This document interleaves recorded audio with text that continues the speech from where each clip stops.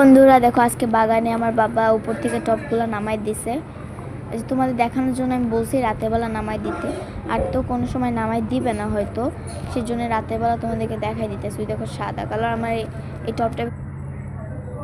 আমি কিন্তু অনেক গাছ কেটে কেটে ফালাইয়া দিছি, অনেক ঝোপটাল হয়ে গেছিলো।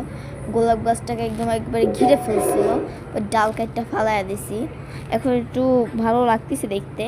প্রতিদিন সকালবেলায় টবটা একদম ভরা জায়গা।